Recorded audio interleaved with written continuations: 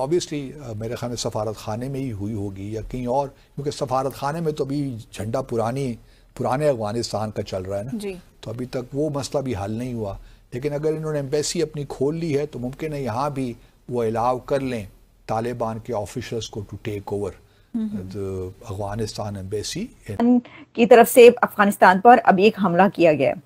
तो जब ये हमला किया गया तो अफगानिस्तान के फॉरेन मिनिस्टर अमीर खान मुत्तकी 5 डेज विजिट पर इंडिया में थे और इंडिया में उनको ये पता चला कि अफगानिस्तान पर हमला हुआ है। तो कर सकता है? बिल्कुल नहीं कर सकता। ही डजंट नो क्या करना, उसको तो पता नहीं है गोली किधर से निकलती है एक बंदूक की। माफ करिए, ये तो मेरा पहला सवाल ये होता कि आपने बिल्कुल सही कहा कि ये गलत पॉलिसी थी इन न्यू दिल्ली। तो इंटरेस्टिंग डेवलपमेंट। दूसरी जाने देखिए हमारे लिए मुश्किल तो है, अब हम इनको अपना दुश्मन तस्वुर करें। ये देखिए मैं वही कह रहा हूँ कि हमारे डिफेंस मिनिस्टर ने एक बयान में कह दिया कि जी वो हमारे दुश्मन हैं, कभी भी हमारे दोस्त नहीं थे, हमेशा भारत के दोस्त हैं। जब जर्नलिस्टों ने उनसे सवाल करने शुरू किए तो उसके बाद उन्होंने एक प्रेस ब्रीफिंग की और उसमें उन्होंने इसके ऊपर बात की और बात करते हुए उनकी जो टॉक में जो भी पॉइंट्स हैं उसमें उन्होंने एक तरीके से धमकी भी दे डाली है पाकिस्तान को। तो मैं ये समझता हूँ कि ये बातें अगर आपने कहलवानी भी है ना तो प्राइवेटली कहलवाएं। आप डिफेंस मिनिस्टर हैं, आपको ये, और आई एम श्योर कि फॉरेन ऑफिस इस बारे में बड़ा मोहतात हो कि इनके साथ बात करो जी। ये गलत पॉलिसी थी कि इनको कहा हाँ आ जाओ वापस फैमिली समेत। ये गलत पॉलिसी थी कि आपने उनको रीग्रुप करने की मौका दिया।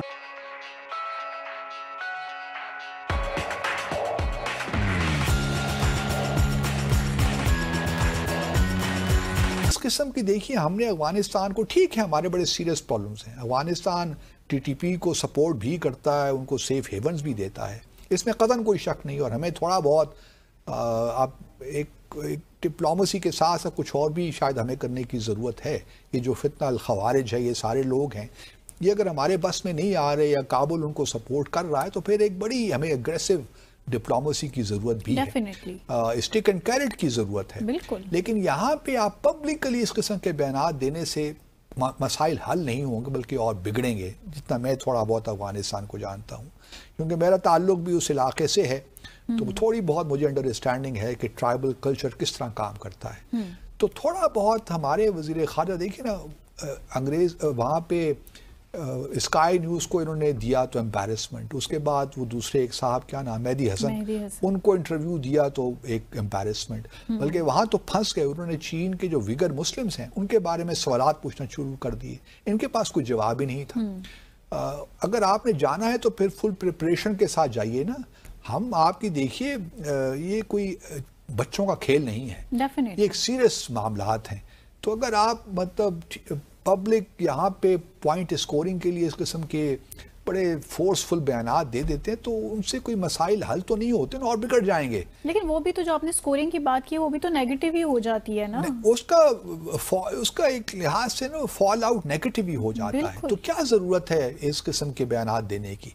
तो मेरी तो ये गुजारिश है कि थोड़ा बहुत मीडिया से दूर रहें, कोई ज़रूरत नहीं। आप डोमेस्टिक पॉलिटिक्स से आप बेशक बात करें, लेकिन फॉरेन पॉलिसी आप वजीर खारजा को छोड़ दें ना, या वजारत खारजा को छोड़ दें, वो दें। क्या ज़रूरत है हर वक्त टेलीविज़न पे बैठ के टॉक शोज़ पे आके? अब आप सिर्फ पॉलिटिशियन नहीं हैं, आप डिफेंस मिनिस्टर भी हैं। तो coming back to Afghanistan, Afghanistan का एक मसला पेचीदा है। DG ISPR ने बड़ी तवील प्रेस कॉन्फ्रेंस की है और ठीक है हमारे बड़े सीरियस कंसर्न्स हैं, इसमें कोई शक नहीं है। और अफगानिस्तान अब जिस तरह भारत के साथ झपकियाँ मार रहा है तो भारत को फिर स्पेस मिलेगी। गुजरात तो ये होता ना कि वो स्पेस जो भारत को मिली थी वो हम वापस ले लेते। अब 3 साल के बाद, हम 4 साल के बाद देखते हैं कि हालात तो वहीं खड़े हो गए हैं जहां हामिद कारजाई के ज़माने में थे और अशरफ गनी के ज़माने में। लेकिन हमने अपने तय कोशिश तो की है, लेकिन मजीद कोशिशों की ज़रूरत है, कंसर्टेड और वेल कैलिब्रेटेड एफर्ट्स की ज़रूरत है।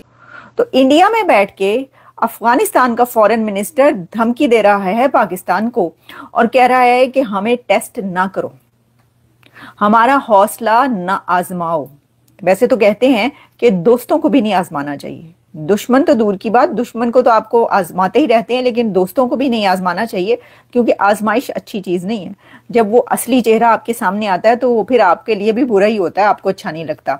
लेकिन वो ये कह रहे हैं कि हमें ना आजमाओ, हमें टेस्ट, हमारा हौसला टेस्ट ना करो, ये कहा है आमिर खान मुत्तकी ने, पाकिस्तान को कहा। जैसा मैंने कहा कि धमकियां तो पहले आती रहती थी, ये सब हो रहा था, लेकिन क्योंकि वो भारत में बैठे हुए, न्यू दिल्ली में मौजूद हैं अफगानिस्तान के फॉरेन मिनिस्टर आमिर खान मुत्तकी, और उन्होंने वहां से धमकी दी है पाकिस्तान को, न्यू दिल्ली से, तो ऐसा ही समझा जा रहा है कि ये क्या भारत की धमकी है या ये अफगानिस्तान की धमकी है। ठीक है, वैसे तो उन्होंने जो बातें की बड़े ही हौसले के साथ, भाई मैं दाद देती हूँ जो अफगानिस्तान के एक बात पर मैं उनको दाद दूंगी और एक बात पर मैं उनको कंडेम करूंगी। ठीक है, पहले दाद देने वाली बात यह है कि बड़े ही हौसले से और बहुत ही सुकून से उन्होंने ये प्रेस कॉन्फ्रेंस की, कोई गम, गुस्सा, गर्मी, सर्दी नहीं। देखें पाकिस्तान की तरफ से जब वो नारे लगते हैं और जब धमकियां दी जाती, कहते हैं उड़ा देंगे, बहा देंगे, पटखा देंगे, ये कर देंगे, बम मार देंगे, आधी दुनिया को लेकर जाएंगे, वगैरह वगैरह। उन्होंने कहा जी आपके मुल्क पे हमला कर दिया पाकिस्तान ने। वो कह रहे हाँ, कोई सुना है कि कोई आवाज उधर से आई है या उधर से कोई आवाजें आई हैं, तो मैं तो वहां पे हूं नहीं, मैं तो इधर भारत में हूं, तो मुझे तो नहीं सही पता चल सकता, लेकिन ये पता चल रहा है तो आप कोई मसला ही नहीं है, फिक्र नॉट काका। आप उनके सुकून का जो है ना अंदाजा करें। अच्छा, फिर उसके बाद उन्होंने जो बात की वो मैं आपको सुनवाई देती हूँ। उन्होंने जो धमकी दी है वो मैं अब आपको बता देती हूँ, कितने सुकून और आराम और प्यार के साथ जो है उन्होंने पाकिस्तान को खरी खरी सुनाई है। सेंट्रल एशिया और जुनूबी एशिया के दरमियान ये बेहतरीन नजदीक रास्ता है वसल का, तो इससे फायदा उठाना चाहिए, इस हालात को खराब करना नहीं चाहिए।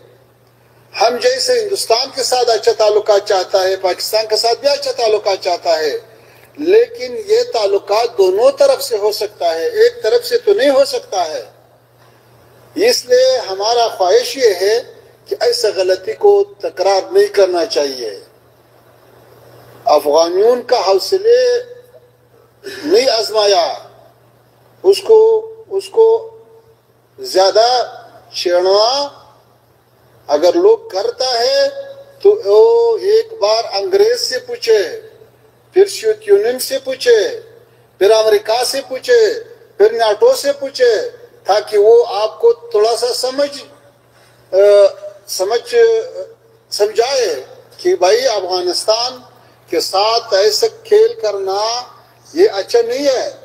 अफगानिस्तान का लोग, अफगानिस्तान का हुकूमत, अफगानिस्तान का जो मौजूदा सियासत है वो मुतवाजिन सियासत है, वो सुलह आमेज सियासत है। सुन लिया, मुतवाजिन सियासत और सुलह आमेज सियासत है। इस बात वो तो है या नहीं है, लेकिन इनका लहजा, इनका जो बोलने का अंदाज है, आप ये देखें कि वो कितना मुतवाजिन, कितना बैलेंस्ड, कितना काम है इनका अंदाज, कि उनको कह रहे हैं कि जी आपके मुल्क पे हमला हो गया, वो सुकून से कह रहे हैं।